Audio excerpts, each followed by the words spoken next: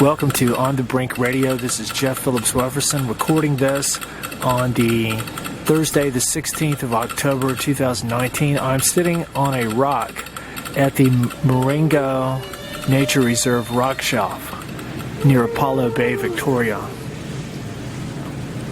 I'm looking out to the south, and if I really squint hard, I can see just some of the higher peaks of Antarctica, a couple of thousand kilometers away.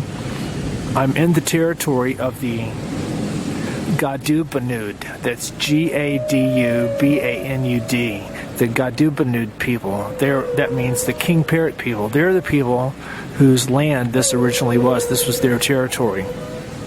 We learned that because my friend Gail took me out to the Otway Lighthouse a couple of days ago, which was really, really cool. And we had a very interesting talk by a man with some indigenous heritage named Dale, who gave us a talk about bush tucker and a lot of interesting things. It's very cool to be here. Saw an aniwaniwa rainbow a couple hours ago. Been swimming in the ocean, hanging out with koalas, king parrots, everybody. Now, just as I am sitting here starting to record the show, a few drops of rain are falling. But I can still see some blue sky, so I'm just going to keep going. This is episode number 299 of On the Brink Radio. That number is fairly accurate. I haven't recorded 299 new shows since December of 2012, probably about 250. But some of them have been rebroadcast at least once, some of the more important shows, and so, but I'm getting up there. But next week's is going to be number 300, and I don't know what exactly that's going to be, but it's a nice round number to celebrate. But in honor of what is purported to be the greatest danger ever to face life on Earth, take a wild guess what that is. Climate change. And I've talked about that so many times. But in honor of the fact that I've been watching yet another old series of, this time, movies from the days of yesteryear in television. Now, this is older by decades than The X-Files, Man from U.N.C.L.E., The Fugitive, even The Outer Limits and The Invaders. This is from, I believe, from the 1940s. Basil Rathbone and Nigel Gray as Sherlock Holmes and his illustrious partner, Dr. Watson. So I've been watching these, and it's actually really good. And Basil Rathbone is such a good actor. He's got almost kind of hypnotic eyes and expressions and stuff. And I really like the way he says, he doesn't say thank you, he says thank y'all, thank y'all. And if they go up to their room, it's not a room, it's a room. We're going to go up, thank y'all, we're going to our room. So I'm learning that variety of the London accent. But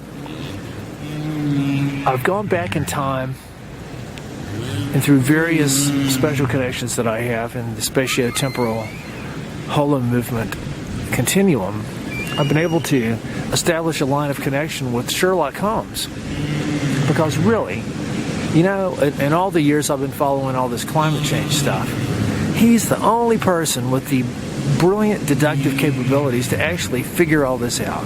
As they say on Facebook, he's going to fix it. Or no, he's going to solve it. He's going to solve climate change. So here we go. This is a special transmission. Now, I wasn't able to interview him in person because of the spatiotemporal energetic continuum distortions that we were encountering. So his original transmission, in answer to all my questions, or, you know, I just sort of asked him to tell me the story as he saw it, came through, believe it or not, can you believe it, in Morse code. Morse code of all things. And so it's like, so you'll hear some of that at the beginning. And also, the very first thing that Sherlock Holmes had to say, other than thanks for having him on the Brink Radio, was that it is elementary, my dear Wefferson, that you're already a step ahead in paying so much attention to the whales and dolphins, because they understand all the stuff they've been trying to tell us And so it's so important that you have their sounds playing behind us on this show and all your shows, and to try to do our best to decipher the information contained in their, not just their sounds, but their holographic transmissions that encompass all the different multi-dimensional spectra of our entire field of consciousness and far more. But that's not the topic of today's show. Today's show is about climate change. And so Sherlock Holmes, I'm just going to sort of paraphrase some of the stuff that he said.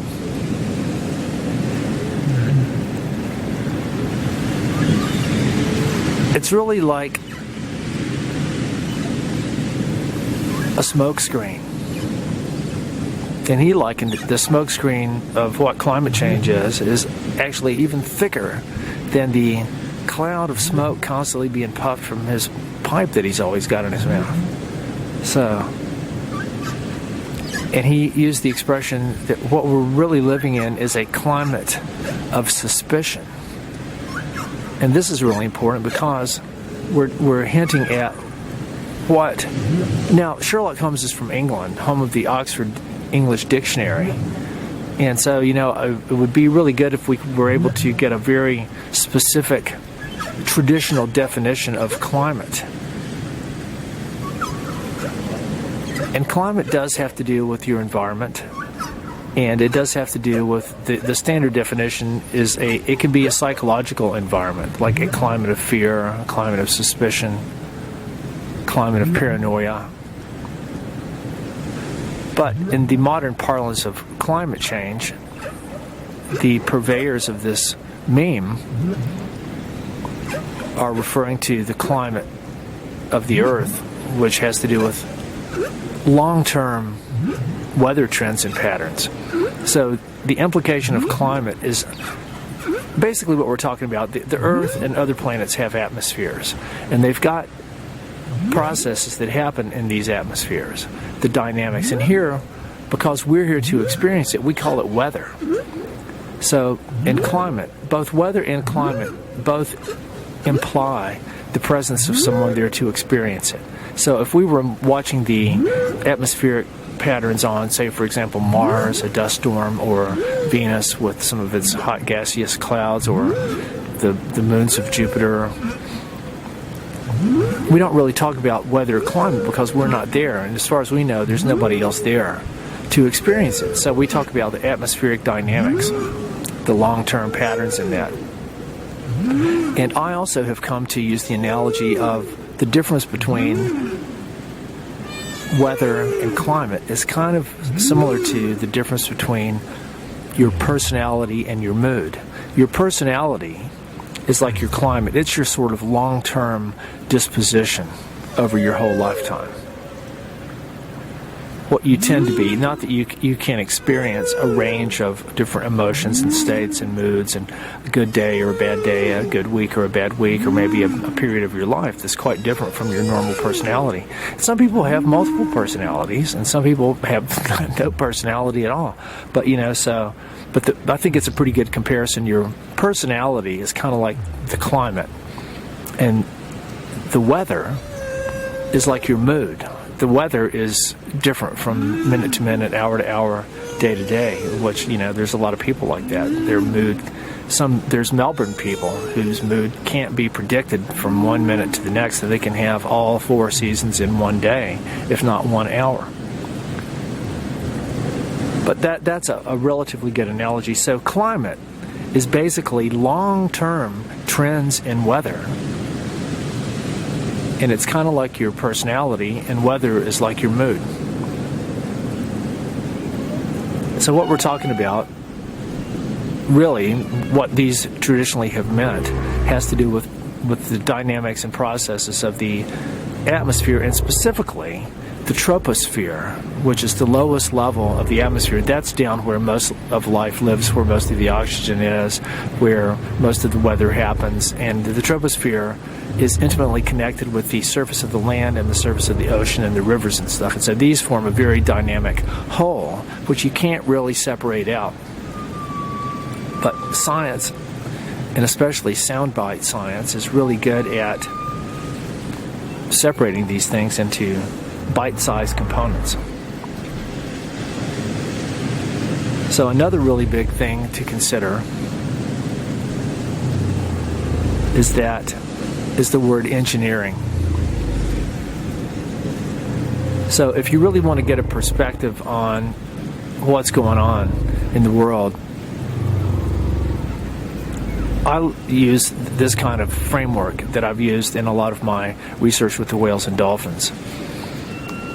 If you want to understand what's happening in the world, you've got to look out and see that all the basic atmospheric, geological, chemical, energetic, tectonic, all these different forces and processes that have ever existed throughout the whole history of the Earth and the solar system are active now. They might change, they might vary, they might have cyclical variations as we move through the galaxy, as the sun pulses and weakens and strengthens and goes near other stars and other objects come through the solar system, and supernovas might go off, or an asteroid impact might happen. This is over the billions of years of the history of the Earth. But every process that's ever gone on is still going on now, more or less. So that forms the foundation or the background or theater in which life has evolved and survived many different sort of things that have happened. But life has been continuous. Even though her specific forms of manifestation might come and go, life herself, which some might equate to the whole consciousness and the biochemistry of DNA, that is a constant. So life herself maintains herself in many different forms, but it's all carrying the template of DNA.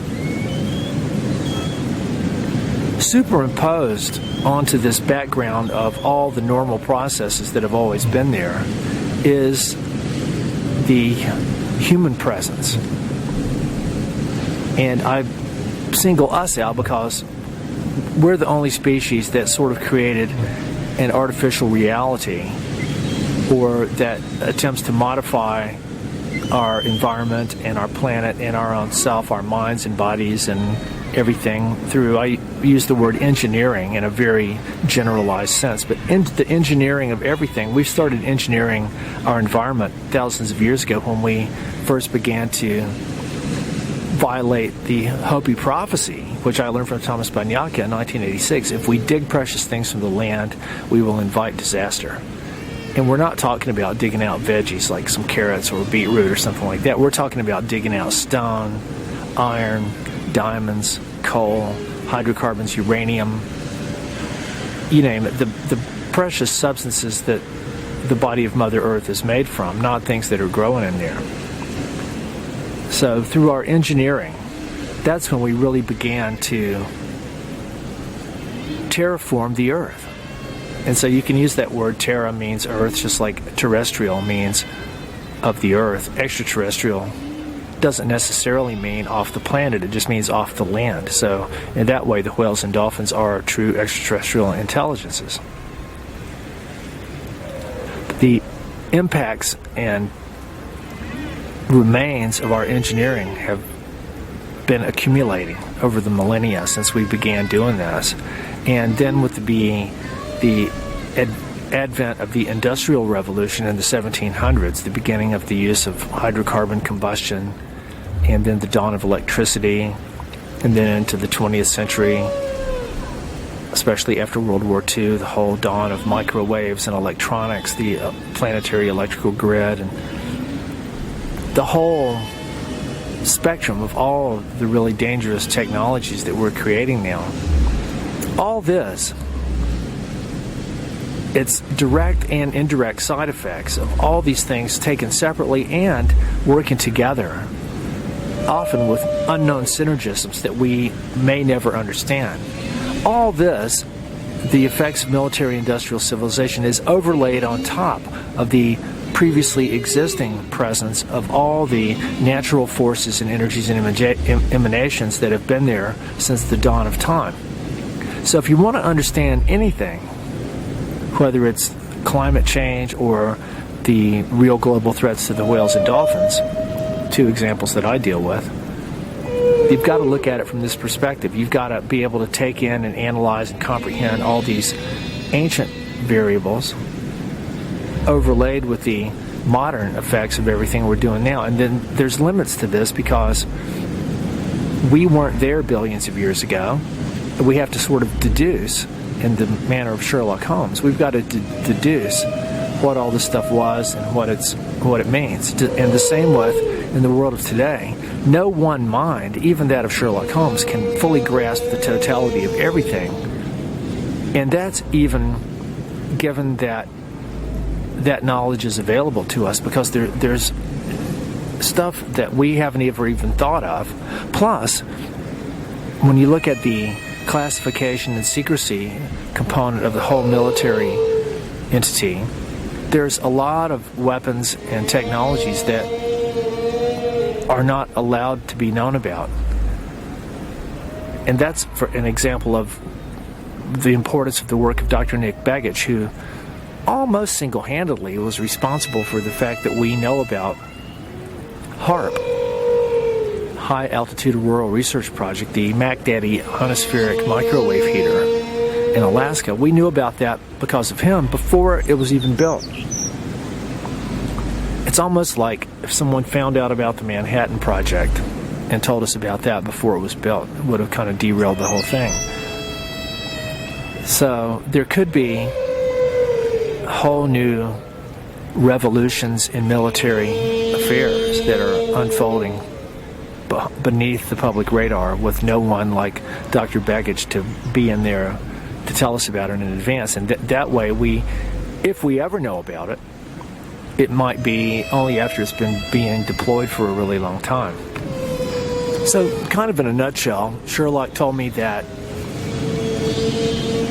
climate change, in parentheses, is a product of public relations and think tanks working on behalf of some of the wealthiest people and organizations in the world who have dominated the whole modern history and have been behind the orchestration of what we think of as reality all through the 20th century. This is pretty much known, and it's something that I've covered in my concept of infotox and information toxicology, about how mass media from day one has always been used primarily as a weapon, and that anything on mass media and anything that any government or public officials tell you can never be taken at face value or even believed to be true at any level. So this is something that most people have never got their heads around. So you've got climate change, in parentheses, is really the biggest project that these people have ever undertaken, to be a smokescreen for the fulfillment of their agenda of creating a one-world government, but also to fulfill their agenda of depopulating the world and replacing the biological life forms they believe to be flawed with genetically engineered Franken life. And this is all pretty much documented. This is sort of the leading edge of the mad scientist research that Jill Stanley at UCY, before the first cup, tells us about every week.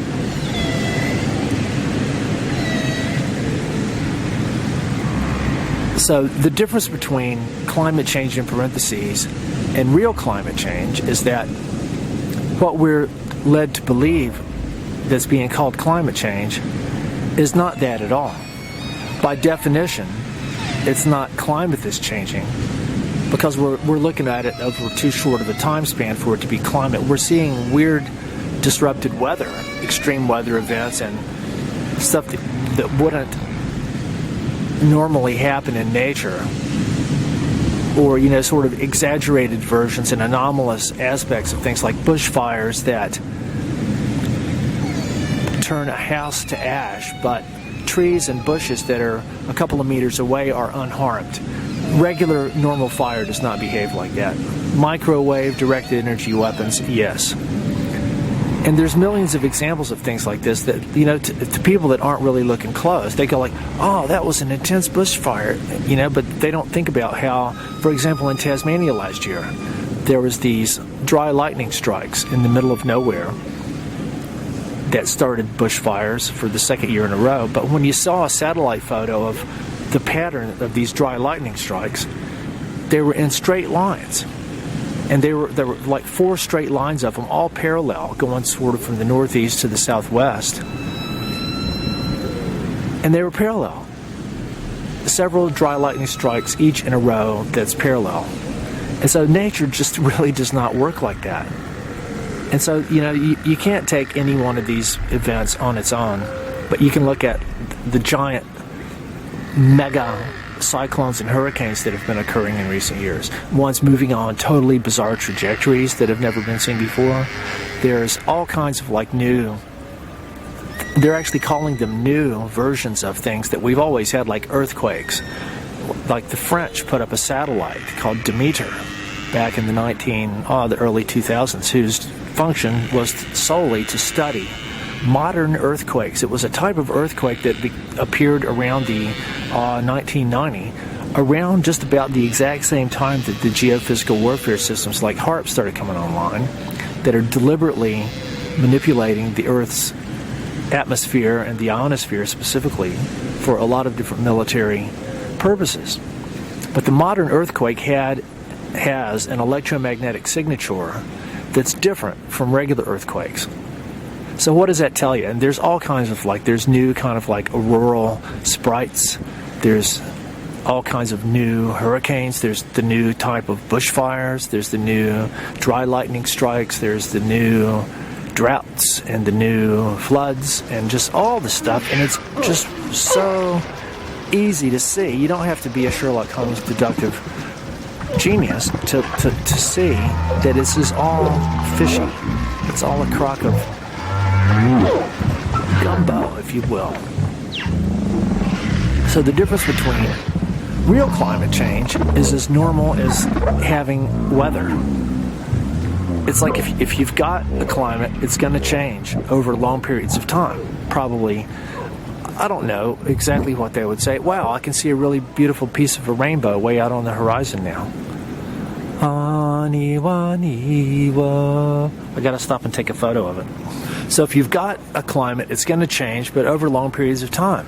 The only way, and this is what I wrote about in my satire on how Elon Musk invested $600 trillion to buy the entire U.S. military so that he can deploy it and use it to destroy the Earth's atmosphere, because that's the only way to get rid of climate change, is to get rid of climate.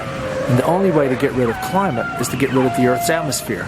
So if your planet has an atmosphere, it's going to have the dynamic variations that we define as climate, regardless of whether anyone's living there or not. So that's the most purely scientific deductive reason that anybody could ever come up with for how to get rid of climate change, is to get rid of the Earth's atmosphere. Barring that, there could be projects underway, not necessarily to totally get rid of the Earth's atmosphere, but to change its composition. And this reminds me of a project that I read about.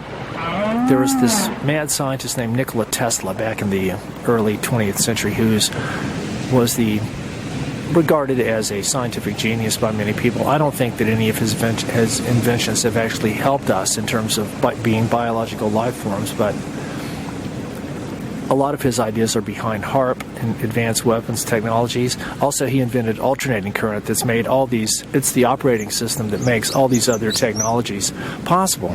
But he had an idea, and I don't think he ever started doing it, but he wanted to extract nitrogen from the atmosphere on an industrial level so that the nitrogen could be concentrated and then used as a fertilizer.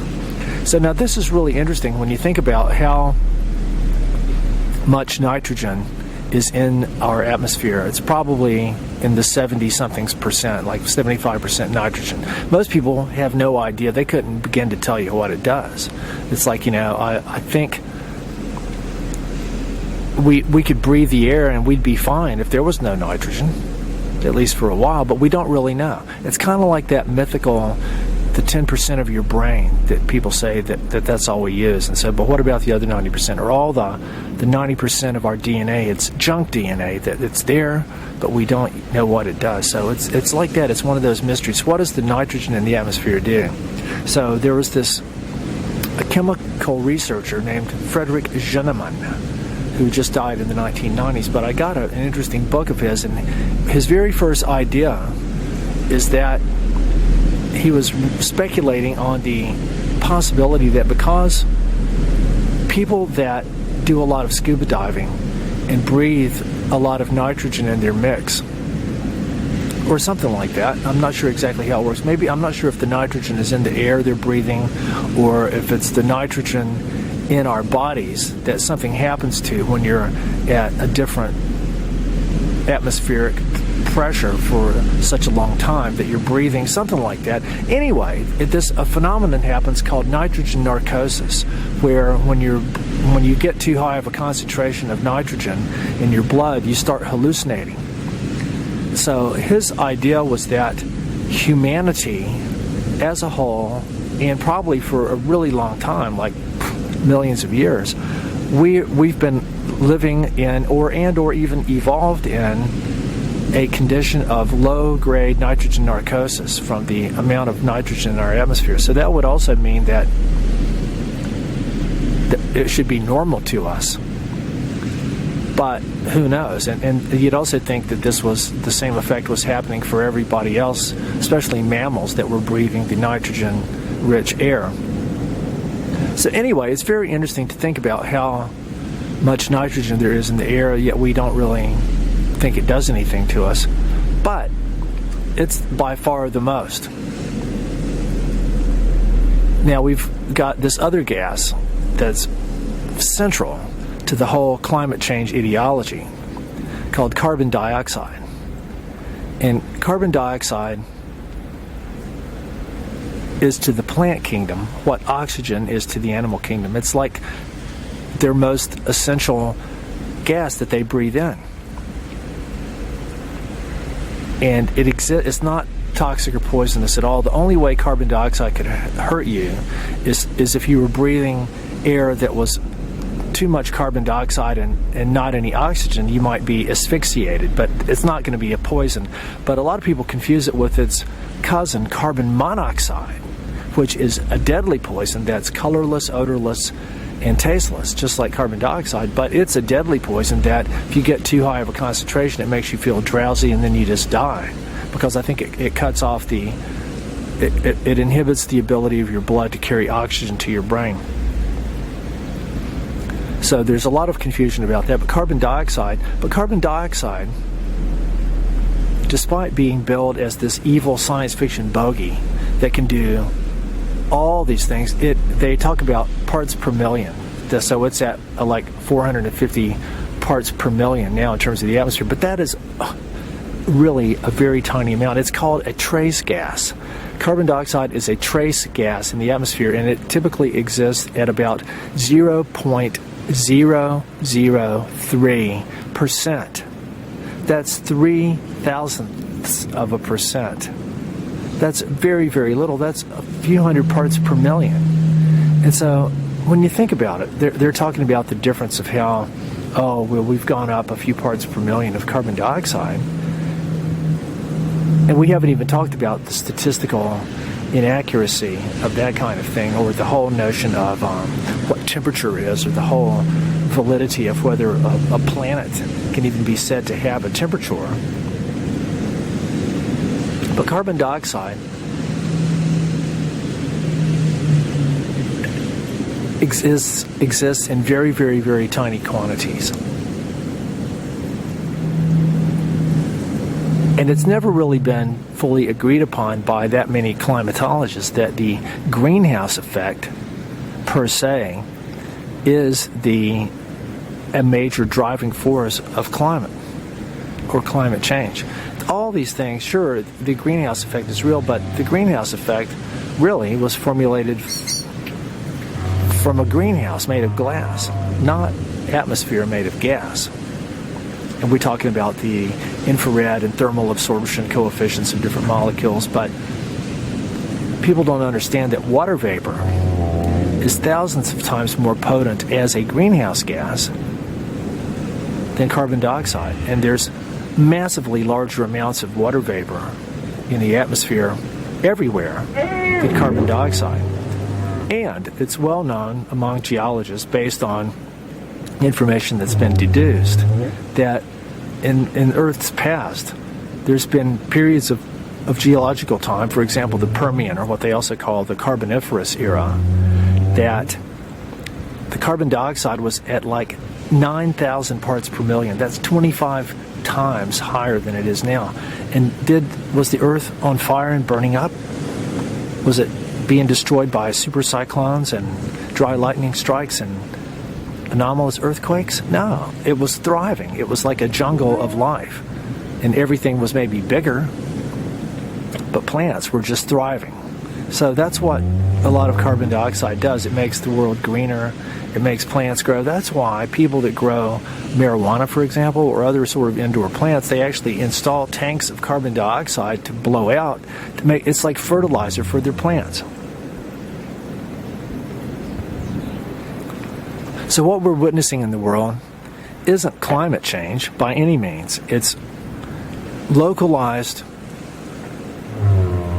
weather disruption and extreme weather events and exaggerated versions of things that can normally happen, but with anomalous characteristics. But none of this is global. And it's all a function of the media. Because I don't know how many people could actually say that they've personally experienced any effects of what they could truly say was climate change anywhere.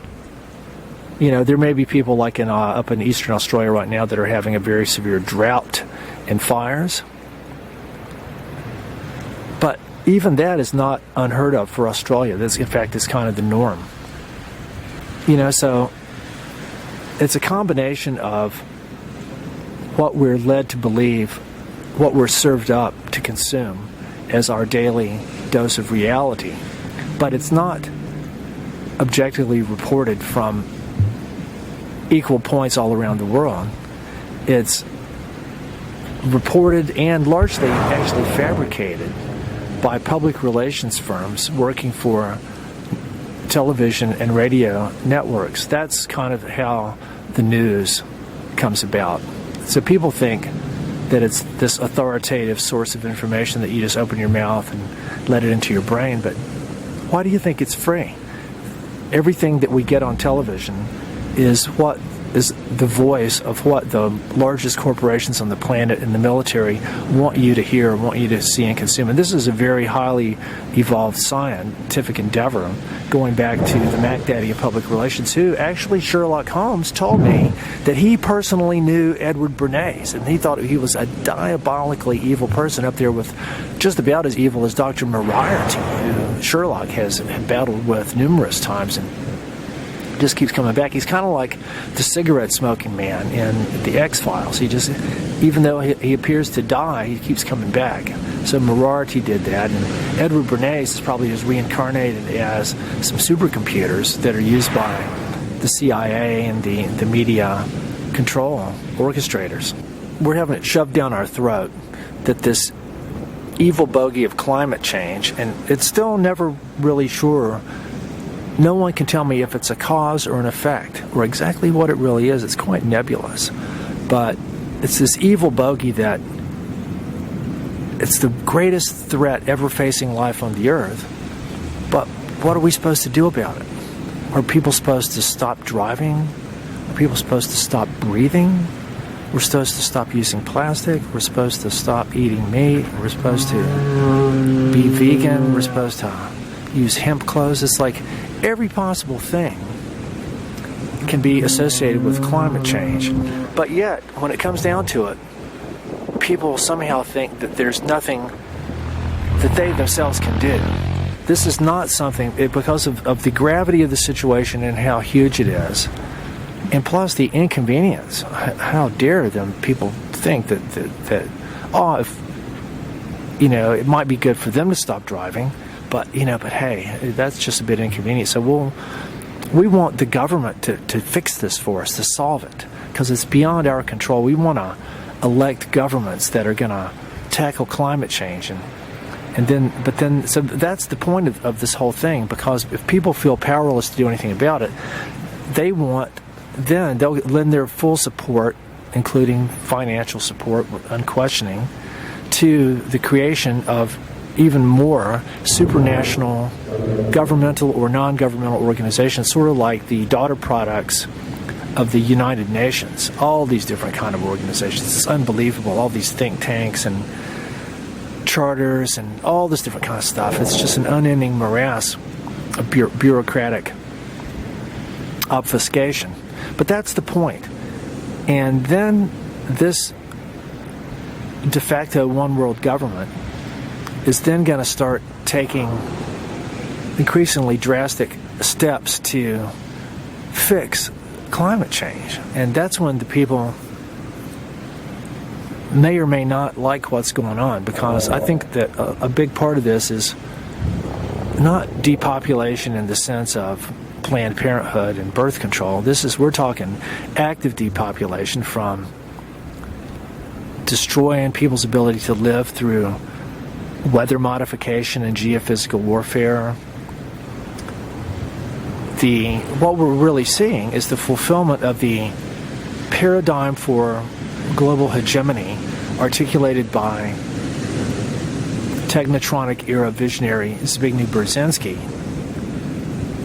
He recommended persisting social crises and the emergence of charismatic personalities can be administered in such a way as to gradually control the USA and then the whole world into a more and more increasingly highly controlled society where the elites won't hesitate to use any method of control that makes Brave New World in 1984 look like comic books. We're talking about electromagnetic brain and mind control using technologies like HARP and the satellite networks and the 5G networks and stuff like that. This is not science fiction. This is the world we live in, and it's what Dr. Nick Begich and I are going to be going into a lot more in our next interview. So the whole climate change thing, it's the perception of a spectacle of an environmental disaster unfolding that A, we're responsible for, but B, there's nothing we can do about it. So people are bad, therefore we have to hand over our self-responsibility to these supranational organizations that are the overlords, that know what's best for us, and it's really our karma from having violated the law and the true path of the Great Spirit for so many thousands of years that all this has come about. So in other words, the whole climate change thing is a hoax. Climate does change, but only over long periods of time, and we're seeing weird disrupted weather, but part of it can be what Mother Earth normally does. Part of it could be her willful and conscious responses to our presence here, because she is a living system, and living systems have wills and minds of their own. A big part of it is due to weather modification, geophysical warfare, InMod, if you want to call it that, using technologies like HARP that the military basically boasts that they've had for decades. And things like, even before the dawn of the microwave heaters, they were using underwater nuclear explosions to try to melt ice caps. You know, if there was no ice cap at the North or South Pole, well, of course, the South Pole has land, but if there was no ice at the North Pole, imagine how much easier it would be for shipping all across there, and also to extract all the oil. That's a big part of what this has always been about. So, if climate change is a hoax, what actually are the real global problems that we should be concerned about? And this is what I've been dealing with since the 1980s. You know, that's the story of my life, is telling about this. But I always say,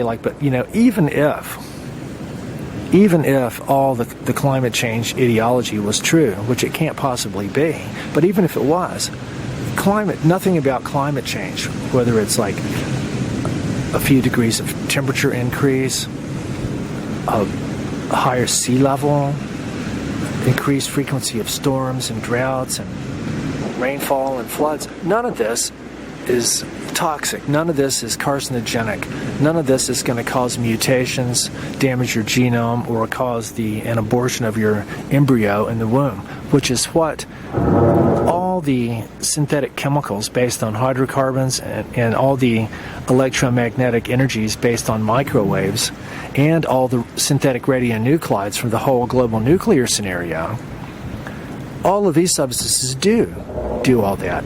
And that's what we really need to be concerned about. This is many, many, many orders of magnitude graver of a threat than anything the bogey of climate change could dial up, even if it was real. And so all of this has basically been eclipsed. It's been basically shoved under the carpet, blotted out by the blinding public relations, shove it down your throat apparatus where they've used every media trick in the book. Now, Edward Bernays pioneered the use of he'd grab people off the street and put a lab coat on them or dress them up like in a suit and say, like, okay, now you're going to be Dr. Smith, you're Dr. Johnson, you're Dr. Jones. You're going to tell us how you recommend this product. Because all your years of your practice, it's done really, really well. So he pioneered the fake experts. So in the world of today, they've gone to the next level, and now science as a whole is the new fake expert. Because how many times have you seen, like, scientists have just discovered this or that? And it may not say what scientists, but it's important that it's scientists. And now a lot that has become so bogus and corrupt that even last year the editor of Lancet magazine, which is the official journal of the American Medical Association, the editor of Lancet last year said that he thought that at least 50% of all scientific research being published in the world today was completely fake or bogus. So we could spend a lifetime, there could be a whole science of studying the bogus science. And there are people doing that. So mainly the substances that we're creating, this is a threat to our own health, but what's even greater, we're mining out the precious substances in the body of Mother Earth and spewing out all these poisons and toxins and deforesting and polluting the air and the land and the sea and destroying species left and right, making it impossible for them to live, especially the whales and dolphins, with all the noise and the explosions and the weapons testing. And the military, the global military, and especially the U.S. military, is probably the single greatest threat to life on this planet. And it's by design. What does a military do? It's designed to kill and blow stuff up. That's what the biggest budget on the whole planet goes exactly to that. And as Dr. Rosalie Bertell has pointed out, a lot of the danger from this stuff, it doesn't have to be waging war to be dangerous. All it has to do is just exist. Terry Lilly, my friend, the marine biologist in Kauai, talks about how when the U.S. Navy, when any of their boats or vessels come around, everything just dies because it doesn't even have to do anything. It's just all these energetic emissions that it's putting out, the microwaves and the electromagnetic fields and the cathodic protection systems. And then there's the chemical stuff, and then there's the microwave communications and the underwater microwave systems developed by Raytheon and Boeing. And we're just saturating the land and the sea and the air and space with all this stuff. So the unknown negative synergisms between all the different aspects of military-industrial civilization is the threat that we're creating to all of life.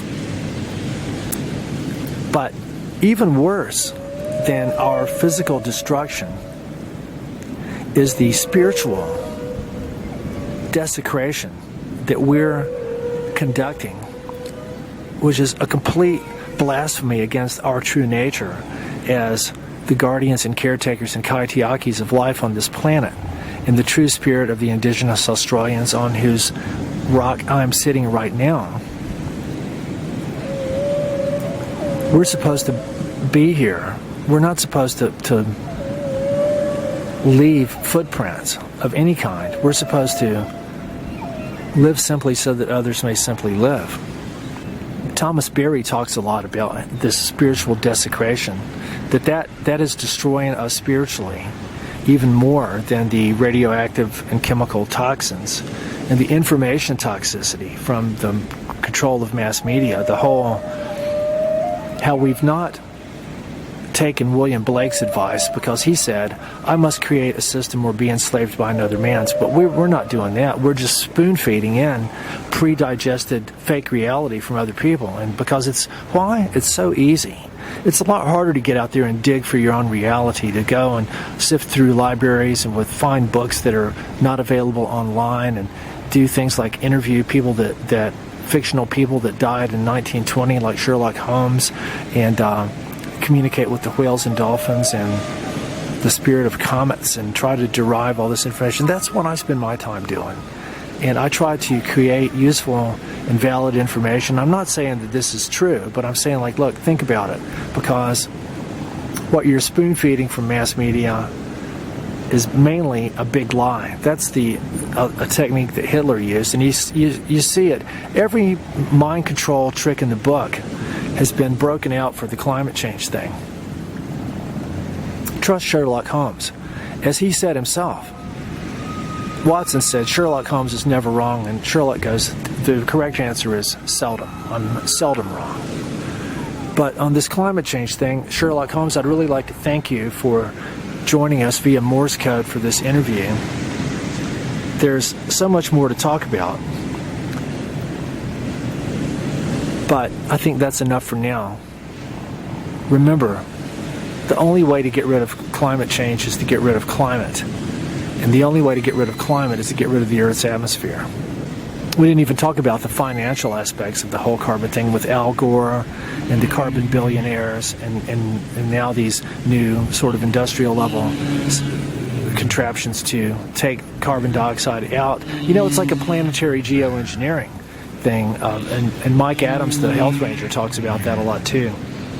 So I think there are scientific, mad science, experimental level planetary geoengineering projects being funded by the tech billionaires that's happening. And it might be part of the transhuman agenda, where they really do want to get rid of biological life and replace it with sort of transgenic avatar-like beings that might already exist, but it's not going to work, and we're certainly not going to go and live on Mars. The Martians aren't going to have it. It's going to take a fragment of Comet Inky to come and create a planetary catastrophe that'll wipe the slate of Mother Earth clean.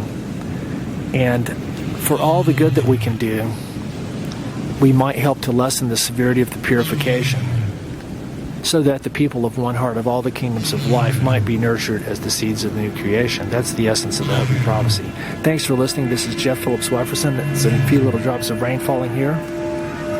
Talk to you next week with broadcast number 300. Good day.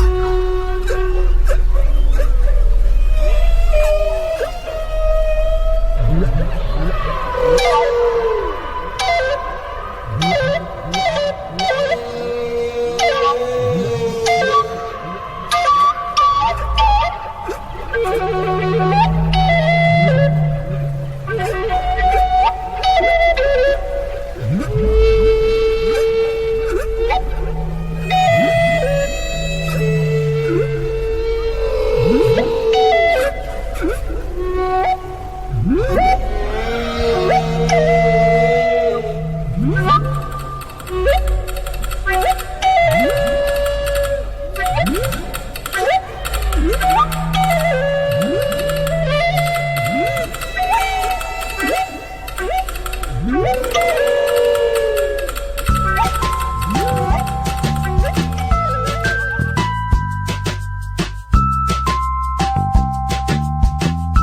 is Ozzy Skateboard, and you're listening to UCY.TV.